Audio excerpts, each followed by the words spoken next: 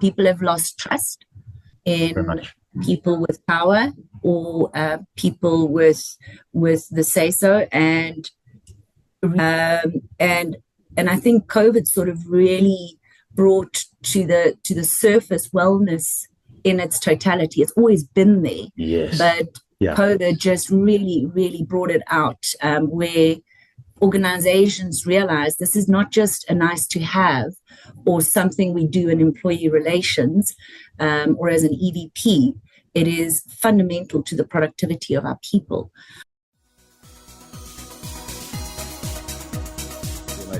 So, Jackie Launder, welcome. Thank you so much for your time here today on another Wellthy conversation with an HR business expert. But you reach far more than just HR. You've done corporate, you've done recruitment, you're doing recruitment, you've done executive. So your perspective on health and well-being and psychological safety in the workspace is going to be a really interesting insight.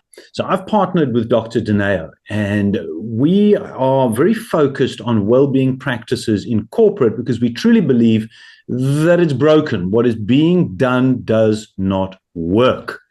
And so instead of going to companies and saying, this is the answer, we're going to companies and saying, what is the problem? What are you doing that works and what doesn't work? And we're then organically seeing where this actually takes us. So Jackie, thanks so much for your time here. And please tell us very quickly who you are, and we'll lead straight in. Yes, no, thanks, Tim. Thanks for the opportunity. So currently I'm a managing exec at Mindcore Intersearch. And before this, so for the last 10 years, I've been doing executive search, talent advisory, and board advisory. Really looking after the human capital element within organizations. So now let's lead straight into this ERP and the change that comes with it that people need to try and deal with. How have you worked around the well-being side of the human capital in extremely stressful circumstances? What has worked? What doesn't? What hasn't worked? What have you seen? Well, I think it's like we said, and like you said specifically, Tim, it's asking the right questions. You know, what is the problem? I don't think there's a silver bullet. Areas that we tend to get wrong in business is that we take a template and we think every problem can be solved with that particular template, not taking into consideration the individual journeys of our people, the impact of leadership and leadership changes on our people or systems changes.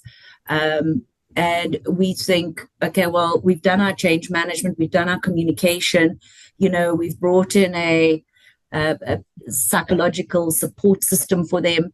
And so we've done what we need to do. And I don't think it's a case of a one size fits all. It's exactly as you've said right at the beginning around taking the time, asking the right questions and customizing according to the need of the business and of the individuals. When you've got into like 30 or 40 or 50 or 100,000 people all over the world, it's a bit difficult. But I've seen where it's worked exceptionally well is where you've made the people responsible and accountable, and you also become more transparent in that journey where they can take ownership and they understand the levers that they can pull to assist them on their path to well-being, and whatever that might be. Because for some it might be in terms of job security, some might be from a financial, some might be from a psychological or spiritual, some might be from just they don't actually even know what's wrong, they just don't fit anymore, they don't feel relevant. So it's a host of things, and taking a template approach I think is probably done more damage than good. There's some very good practices, but it needs to be customized to the environment. You said a couple of great things here. Asking the right questions. So the first question is, what are the right questions to ask? And then you mentioned that there are companies that are getting it right. Can you give some specific examples of companies, whether you want to name the company or just the circumstances, that what they're actually doing that is right for them and their business and their team? So I obviously can't share the names of the organizations. Sure, so the ones that I think are getting it right, funny enough, there is one organization I work very closely with. It's a services organization. multi geographies, lot of distributed workforces that work in various industries, typically on client site, and particularly within corporate. And they had a fundamental change especially when COVID hit, and I think COVID sort of really brought to the surface wellness in its totality. It's always been there, yes, but COVID just really, really brought it out, where organizations realize this is not just a nice to have or something we do in employee relations, or as an EVP. It is fundamental to the productivity of our people. And what they did exceptionally well is they were very, very on the ground with their people. Because it's a people business, they knew exactly. They had their finger on the pulse, number one. Number two, what they did very quickly was they shifted the business and flattened a structure which gave access to leadership be it a phone call, be it a virtual, be it whatever it is, and even extended that to their clients, where they used to be in corporates and in office, suddenly they were providing similar services that were outbound and that were more mobile, and even giving their clients support be it from a food point of view, or be it from a security and cybersecurity perspective, or be it from a physical security perspective, whatever it might be. So what I think they got very right is they anticipated what needed to change. They did not pretend to have all the answers. And they didn't know.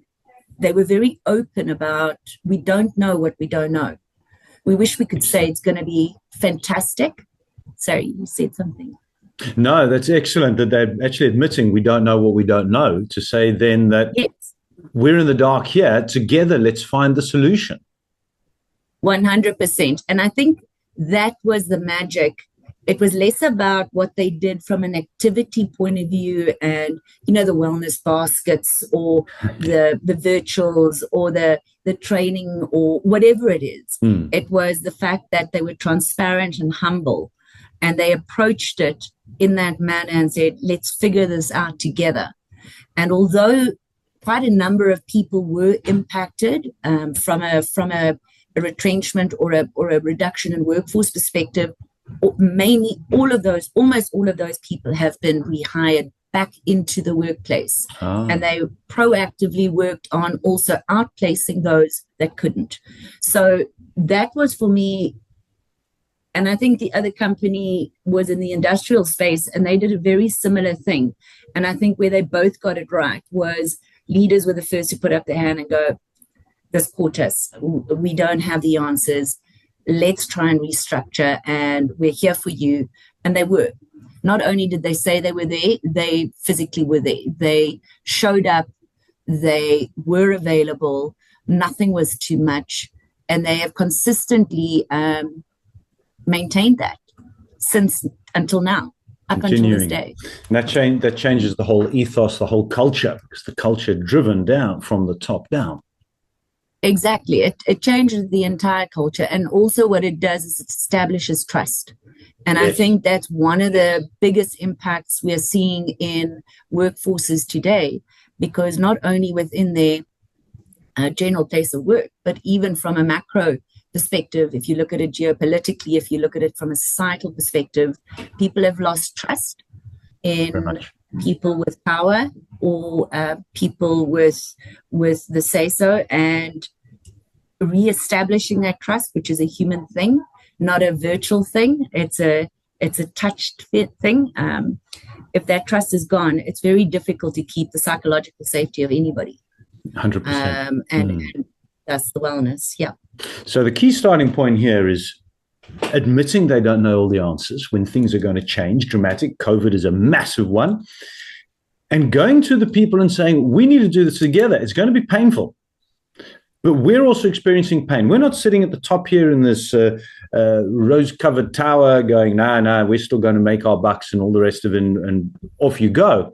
They're actually connecting with their people. And this is a huge different conversation that we're having here, because a lot of the HR practitioners I'm speaking to throughout Africa and Uganda, Kenya, Tanzania, are saying that the executives are disconnected.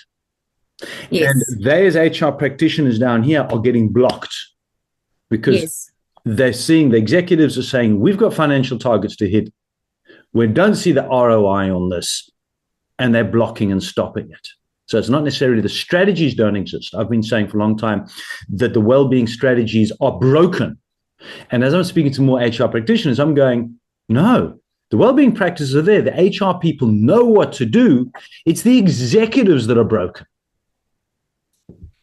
Yes, and I think it's a yes, no, because it's not a either or. For me, it's an and. Mm-hmm. I think there's accountability on both sides, be it from a practitioner perspective or from a business perspective and from an employee perspective. I think there's a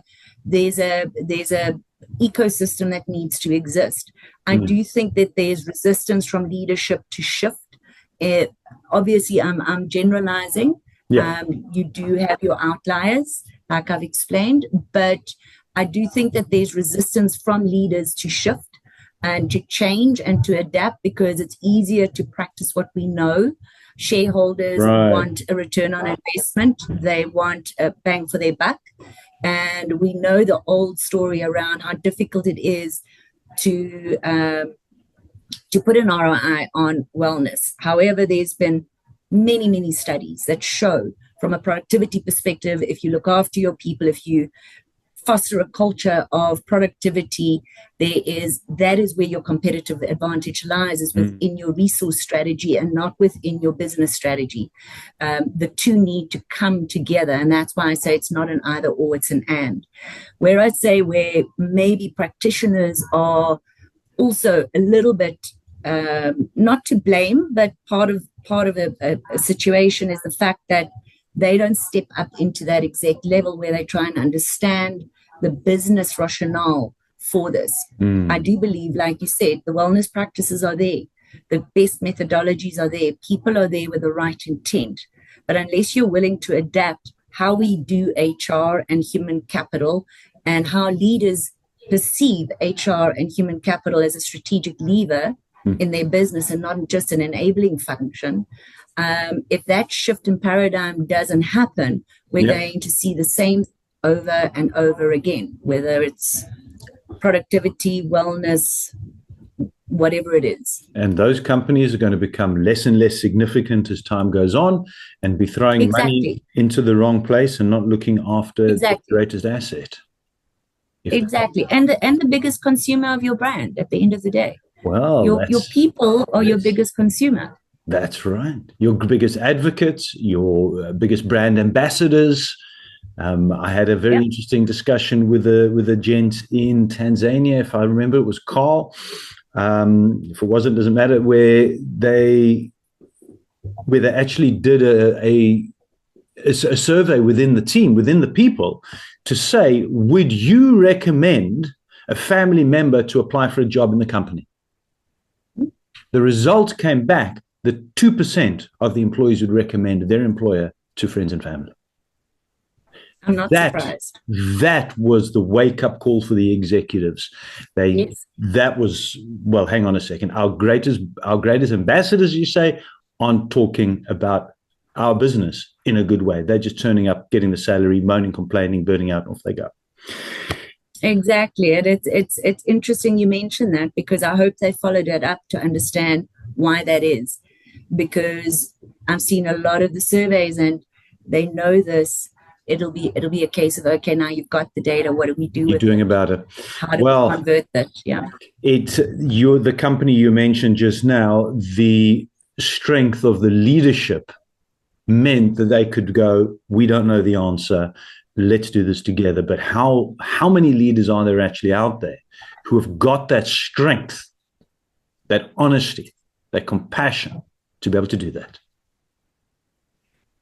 I can't give a percentage, obviously, but I think they'll be few and far between. I've been in this type of industry now for 30 years, and I've always said we lack courageous leaders. I've met Oh, a love few that in word. my life, Yeah. and I've had the privilege of working with a few in my life, but they aren't the run of the mill. And I suppose if they were, then we wouldn't be having this conversation, right? So true. Exactly. And we wouldn't have a job. So. Well, there we go. Yeah. I got one last question for you. No, one last question for you, respecting your time. Yes. If you had a magic absolutely. You had a magic wand and you could go into companies and ask them to put XYZ into place to improve the employee capital's life, the well-being, the psychological safety, what are one or two, however many, key things that you would like to see companies really taking seriously to improve on this? That's a very interesting question, because it's like, how long is a piece of string? But I think if I had to pick, the one thing would be to really execute on the proactive talent management of future workforces, and looking at repurposing current workforce to meet some of those needs, so that we don't lose the tacit knowledge in the environment, and also the ability to coach and mentor the new guys coming in. So proactive talent management, career pathing, succession management, staff mobility, which is all encompassed in what I'm saying, would be the one thing, 100%. Mm-hmm.